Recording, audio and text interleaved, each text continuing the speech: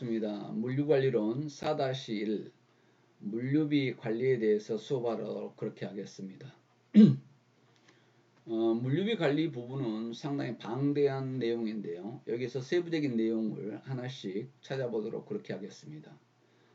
물류비는 간단히 여러분들이 받는 택배비부터 시작해서 수출입에 관련된 대형 화물, 국내외 운송에 관련된 것까지 좁은 의미에서 넓은 의미까지의 내용이 포괄하고 있기 때문에 세부적으로 그 내용들을 확인해 보도록 그렇게 하겠습니다. 물류비의 개념에 대해서 다시 한번 정의하고, 그리고 물류비를 세부적으로 구분해 보도록 하겠습니다. 그리고 물류비 계산 방법은 어떻게 하는 것인가, 그리고 결국은 이 물류 예산 관리를 채산성 분석까지 어떻게 할 것인가 하는 내용들을 살펴보도록 하겠습니다. 유통에 있어서 상적 유통과 물적 유통이 구분이 되는데, 결국은 상적 유통과 물적 유통은 뗄래야 뗄 수 없는 관계에 있기 때문에 거기에 관련된 상적 유통의 대규모와 소규모 물류 이동 부분, 그리고 계산이라든가 분류해서 채산성 분석까지 내용을 알아보는 내용이다 하면 생각하면 되겠습니다. 물류비 개념인데요. 물류비란 물류 활동을 수행하는 데 있어서 발생하는 원가 또는 비용을 파악하는 것이다, 이렇게 보면 되겠습니다. 물류 활동에서 사용되는 어떤 재화, 서비스를 원가 또는 비용으로 파악하는 것인데요. 물류비의 계산은 왜 하는가 하는 부분인데, 물류비의 크기를 표시하고 사내 물류의 중요성을 인식시키는 데 목적이 있다 하겠습니다. 또한 경영관리자가 각 계층의 물비용 관리에 필요한 원가 자료를 제공하는 데 도움을 줄 수 있다는 것이죠. 그리고 예산 편성을 하는데도, 아니면 예산 통제를 위해서 필요한 원가 자료를 제공합니다. 또 기본 계획 설정이라든가 업적 평가에 필요한 정보를 제공하기도 하고, 또 가격 계산에 필요한 물류 비용 자료를 제공할 수 있습니다. 그래서 한마디로 다시 이야기하면 물류비 계산 목적은 경영을 해가는데 필요한 원가 자료를 제공하는 데 중요한 역할을 한다, 이렇게 보면 되겠습니다. 그래서 각 기업은 물류비를 철저하게 파악을 하고, 또 다른 기획을 할 때 필요한 중요한 자료라 하겠습니다. 일반 기준에 의한 물류비 개념을 여기서 정리해 봤는데요.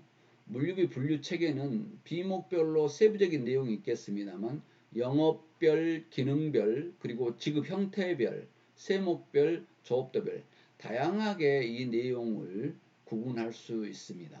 영역별로는 원재료의 조달 물류비라든가, 아니면 사내에서 움직이는 사내 물류비, 또 판매를 위해서 완제품이나 반제품을 이동하는 과정에서 판매 물류비, 아니면 리버스 물류비인데요. 반품, 회수, 폐기, 이런 것들 때문에 발생되는 물류비, 이런 것들이 영역별 물류비 체계다, 이렇게 보면 되겠습니다. 기능별로는 운송비, 아니면 스탁, 창고의 보관비, 또 포장비인데, 포장의 제품의 포장비도 있겠지만 물류를 위한 별도 포장을 해야 됩니다. 왜냐하면 장거리 이송을 했을 때 그 제품이 파손되지 않게 하기 위해서 물류 자체를 위한 포장비도 포함이 되겠습니다. 그 다음에 하역비인데, 어떤 대형 선적을 해서 배에서 하역하고 내리고 실은 그런 하역비, 이런 것들이 되는데요. 하역비에는 유통가공비를 포함해서 물류정보 관리비까지 내용을 정리할 수 있다, 이렇게 하겠습니다. 그리고 기능별 관리비에 들어간다고 이렇게 보면 되겠습니다. 지급 형태별 물류비인데요. 자가물류비, 위탁물류비.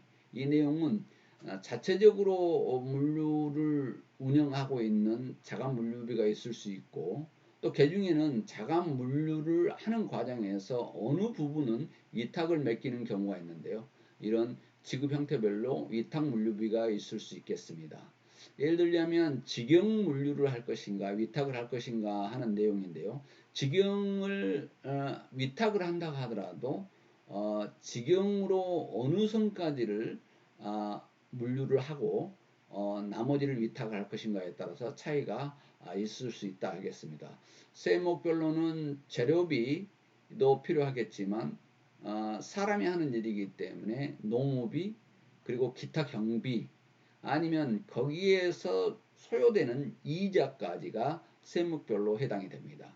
그래서 보관 과정에서 어느 물류 제품이 발생하는 어떤 보관과 관련된 발생하는 이자까지 이런 것이 해당이 된다고 보고 있습니다. 조업도별로는 고정적으로 들어가는 고정물류비인가 변동물류비인가로 구분합니다. 그래서 물류비 분류 체계가 영역별, 기능별, 그리고 지급 형태별, 세목별, 조업도별로 굉장히 다양하고 비목별로 세부적인 내용으로 물류비 내용을 체계를 여러분에게 설명하도록 그렇게 하겠습니다. 영역별 물류비를 보면 조달 물류비인데요. 조달처에서 조달 보관 창고로 오는 것 내용인데 조달 물류비 그리고 사내 물류비 제조 기업의 경우에서 생산 공정 안에서 움직이는 사내 물류비를 볼 수 있고요. 그 다음에 판매 물류비인데 이 판매 물류비는 보관 창고에서 소비자에게 전달할 때 들어가는 물류비를 판매 물류비라 하겠습니다. 리버스 물류비라고 하는 것은 주로 반품이라든가 이런 내용들이 어떤 폐기라든가 이런 내용들이 물류비로 해당이 되겠습니다. 그래서 크게 조달 물류비, 산일 물류비, 판매 물류비, 리버스 물류비로 구분합니다만은 이 중에 중첩되게 움직임이 있을 수 있다는 것을 전제합니다. 그래서 이 세부적인 내용을 하나씩 알아보도록 그렇게 하겠습니다. 조달 물류비인데요. 조달 물류비는 물자가 조달처로부터 운송되고 매입자의 보관 창고에 있고 관리되어서 생산 공장에 투입되기 직전까지의 물류 활동에 따른 물류비를 이야기합니다. 그러니까 어떻게 보면 원재료가 생산 공장에까지 오는 그 물류비를 이야기하면 되겠습니다. 그러니까 조달 물류비에는 운송, 하역, 검수 있고 출고 등 비용이 포함된다 이렇게 생각하면 되겠습니다. 그래서 조달 물류 과정에서 발생하는 모든 비용 이 내용이 조달 물류비에 해당이 된다 이렇게 생각하면 되겠습니다. 그 다음에 사내 물류비인데요. 사내 물류비란 지금 조달을 해서 공장에 도착한 이후 생산 공정에 투입되는 시점부터 완제품 판매를 위한 장소까지 물류활동의 물류비를 이야기합니다. 그래서 원재료 반품 운송활동, 반제품 운송활동, 보관활동, 그리고 완제품 판매를 위한 장소까지 물류활동 이 내용을 사내 물류라 한다. 이렇게 보면 되겠습니다. 순수한 생산 공정 내의 물류 활동, 즉 원재료나 부품 등의 공정 내 이동이나 운반 등의 물류 활동에 따른 비용은 생산 물류비로 인식해서 사내 물류비에서 제외하기도 합니다. 그래서 사내 물류비에 운송, 포장, 하역, 분류, 보관, 재고 등 사내에서 발생한 물류비를 보통 사내 물류비라 한다. 이렇게 이해하면 되겠습니다. 그 다음에 판매 물류비인데요. 판매 물류비도 처음에 모두의 설명을 다 했습니다만은 어떤 생산된 완제품 아니면 어디서 매입했던 상품을 유통회사가 매입할 수 있겠죠. 완제품을 매입한 상품을 창고에 보관하는 활동부터 시작해서 그 이후에 판매 관련 고객한테 인도될 때까지의 물류 활동에 따른 물류비입니다. 그래서 어떻게 보면 소비자한테 배송되는 그런 물류비 내용까지를 이야기를 합니다. 그래서 제품이나 상품의 파킹 그리고 출고, 상차, 운송, 하차 이런 판매 물류에 관련된 비용을 우리는 판매 물류라 한다 이렇게 생각하면 되겠습니다. 그 다음에 리버스 물류비인데요. 여기에는 반품 물류비가 있습니다. 반품했을 때 비용을 이야기할 수 있겠죠. 판매된 제품이나 상품 반품 물류 활동에서 발생하는 비용을 이야기하는데요. 이것은 간단한 판매 물류에서 나오는 반품도 있을 수 있겠지만 대형 수출 물량이나 이런 데서도 나올 수 있는 내용입니다. 그래서 제품이나 상품 자체에 문제점이 발생했을 때 반품이 될 수 있겠죠. 또 뭐 파손됐다거나 이렇게 했을 때 그래서 물류 과정에서 발생하는 파생이라든가 어떤 상품의 이상 하자가 발생했을 때 고객의 불만으로 인해서 불일치로 인해서 반품이 발생하는 것, 이 반품 발생 시 나오는 물류비를 반품 물류비라 한다 이렇게 보면 되겠습니다. 그래서 반품 과정에서 발생하는 운송, 검수, 분류, 보관, 하역 등 관련 비용을 포함하고 있는데요. 여기에서 화환불액이라든가 위약금 등은 물류비에 해당하지 않습니다. 실제 위약금이 있을 수 있습니다.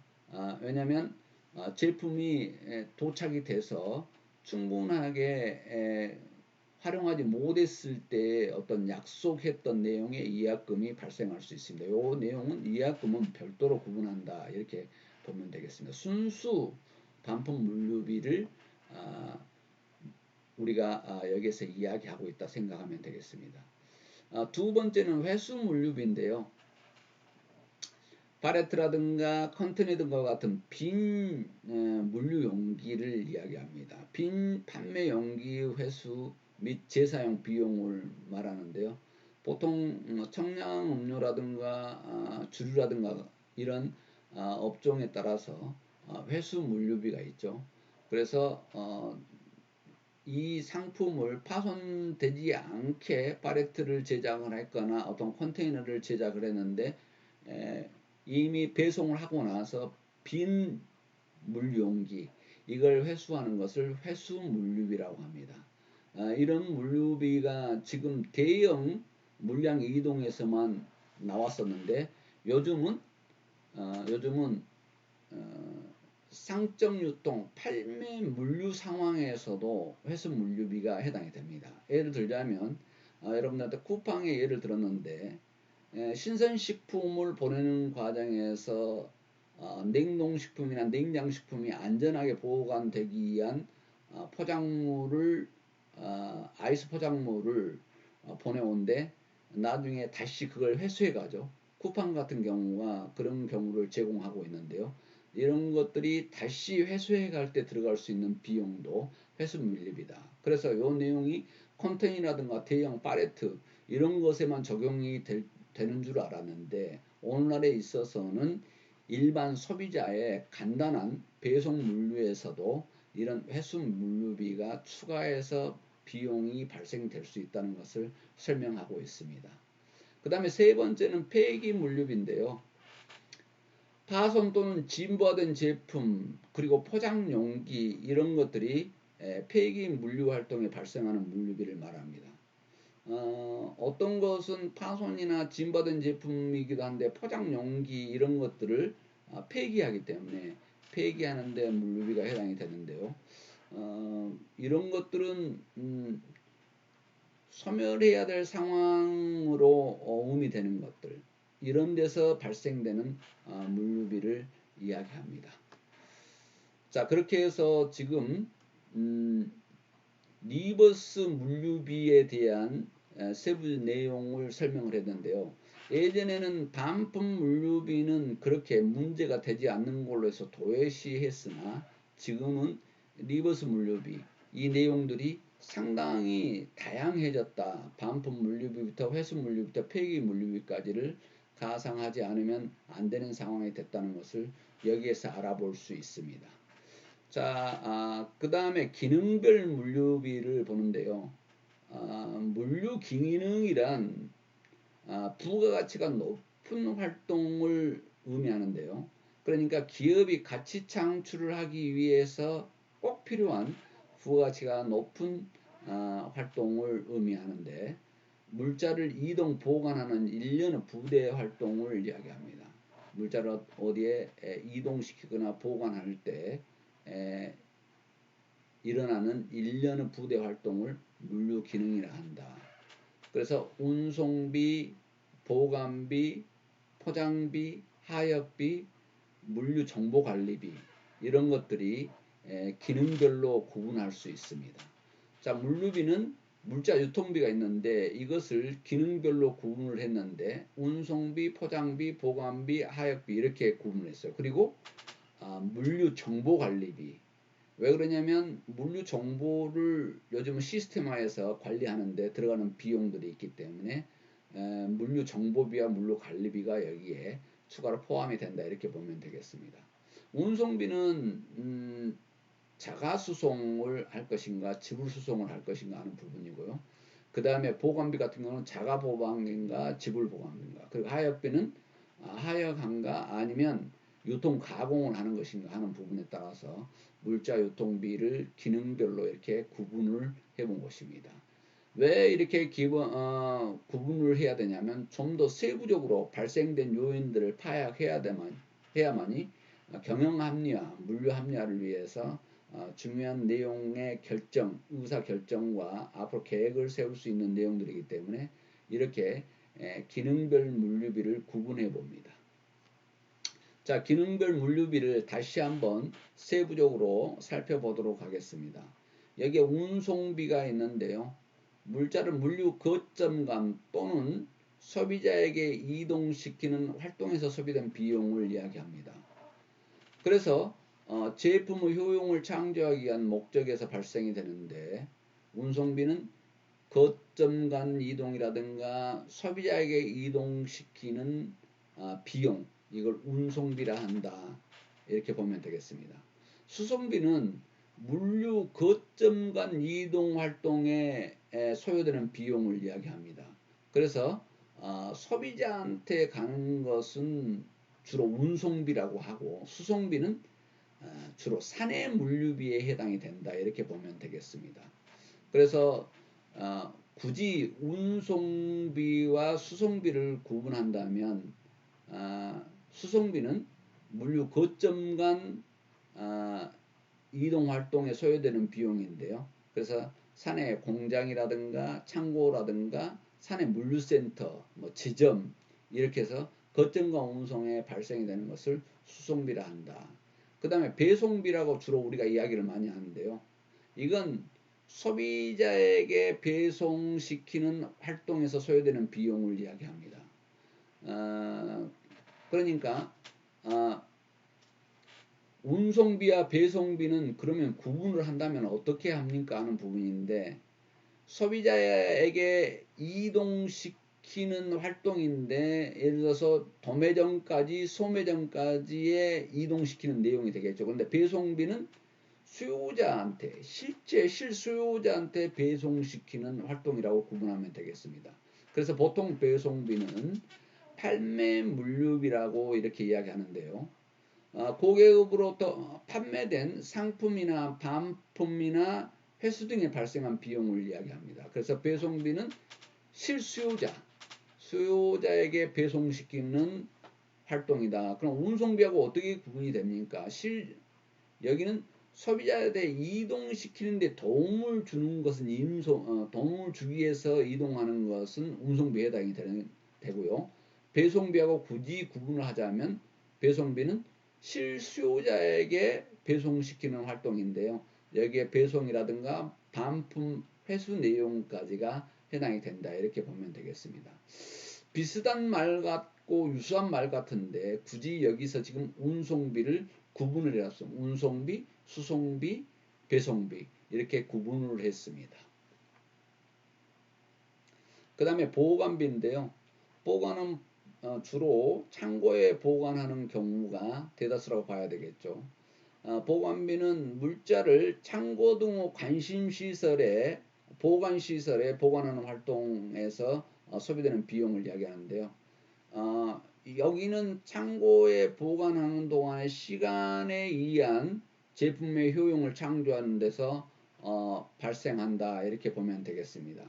재고 물품에 대해서 발생하는 이자까지가 포함된다는 것입니다.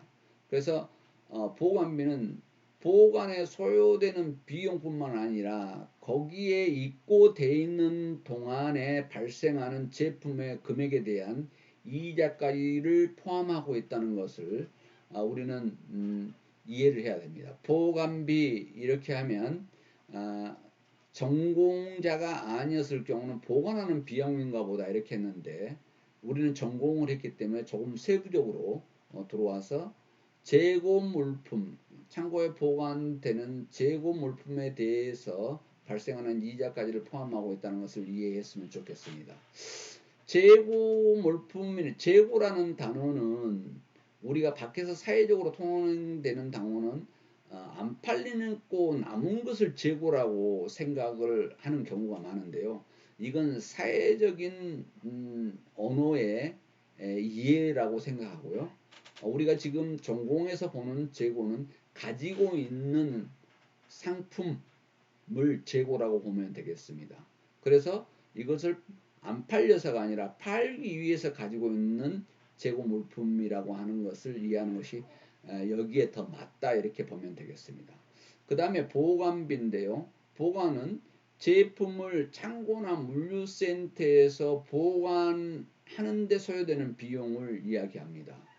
그래서 지금 보관함으로써 발생하는 자본 비용인데 재고 부담이자 그리고 적정 재고를 유지하는 유지비 또 최적 발주비 등과 같은 재고 관리비도 포함된다는 것을 여기서 이야기하고 있습니다. 그래서 보관비에는 시설의 보관 활동을 해서 들어가는 비용도 해당이 되는데 여기에서 가지고 있는 재고의 부담이자 그리고 적정 재고를 유지하는 유지비 또 적정 발주량을 유지하는 최적의 발주비 등과 같은 재고 관리비도 보관비에 포함이 된다는 것을 이제 우리 전공자는 알아야 된다 하는 내용을 여기서 다시 한번 주지합니다. 그 다음에 기능별 물류비 중에서 포장비가 있는데요. 포장비는 물류 활동에서 소비된 포장비를 이야기합니다. 예를 들어서 지금 컨테이너라든가 팔레트 뭐 이런 내용이 되는데요. 개인 소비자한테 이동되는 과정 중에서 발생하는 것도 세부적으로는 작은 의미에서 포함된다고 그랬죠. 그래서 물류 포장 활동이란 최종 소비자에게 인도가 아닌 이동과 보관을 용이하게 하기 위해서 실시하는 포장으로 판매 포장과 상대적인 개념을 가지고 있다 이렇게 보면 되겠습니다. 자, 그래서 물품, 제품, 폐기물 등의 운송, 하용, 보관을 위한 물류 포장비인데요. 보통 팔레트라든가 컨테이너라든가 이 물류를 위한 내용에서 포장되는 내용을 포장비에 해당이 된다 하는 내용입니다. 그러니까 파손이 되지 않기 위해서 포장을 하거나 이동을 쉽게 하기 위해서 포장되는 그런 물류에 관련된 포장비를 이야기합니다. 그 다음에 하역비인데요. 하역비와 유통가공비로 나눕니다. 하역비는 운송과 보관 활동에 소환되는 동일 시설 내에서 물자가 상하 좌우로 이동시키는 활동에서 소비된 내용인데요.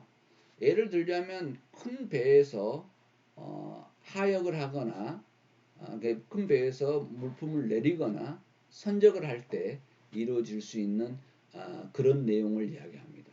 유통가공비는 물자의 물류 효율을 향상시키기 위해서 가공하는 데 소비되는 비용인데요.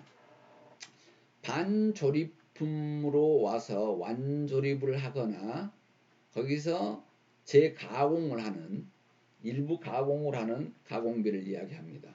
그래서 물류 활동상의 효율성을 증대시키기 위해서 그런 경우인데요.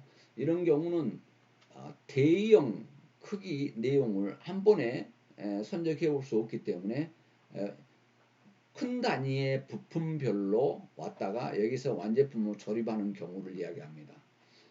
대형 기계라든가 아니면 가구 같은 경우도 해당이 되겠죠. 뭐 예를 들어서 침대라든가 엄청나게 큰 농, 뭐 이런 것들은 그대로 완제품으로 오기는 불편하니까 큰 단위로 부품을 와서 여기 와서 재조립합니다. 침대라든가 뭐 이런 것들이 유통가공비에 해당이 된다, 이렇게 생각하면 되겠습니다. 그래서 기능별 물류비가 있는데요. 여기에 다섯 번째 물류 정보비 관리비가 여기에 있습니다. 물류를 위해서 물류 정보비와 물류 관리비로 구분하고 있는데요. 물류 정보를 처리하는 비용, 그리고 물류 관리에 소요되는 비용들인데, 물류 정보는 수집, 가공, 전달을 하기 위한 입력, 처리, 기억, 출력, 제어, 통신 등 재활동을 컴퓨터 등 예를 들어서 전자적 수단으로 활용해서 발생하는 비용들을 이야기합니다. 예를 들면 주문 처리비, 고객 서비스비, 이런 것들이 물류비에 해당이 되겠죠. 물류 정보비에 해당이 되겠죠. 그 다음에 물류 관리는 물류 활동 및 물류 기능의 합리화와 공동화를 위해서 물류 활동에 대한 전반적인 계획, 조정, 통제를 위해서 소비되는 비용을 이야기한다. 그래서 기능별 물류비 중에서 물류 정보비와 물류 관리비는 이렇게 물류 정보비, 물류 관리비로 구분해서 한다, 이렇게 보면 되겠습니다. 다음 여러분과 약속 시간이 다 됐으므로 일반 물류비 중에서 지급 형태별 물류비는 4-2에서 다시 수업하도록 하겠습니다. 여러분 4-1 물류관리비에서 기능별 물류비, 물류정보비와 관리비까지 수업을 했습니다. 여러분 비대면 수업 듣느라고 대단히 수고했습니다.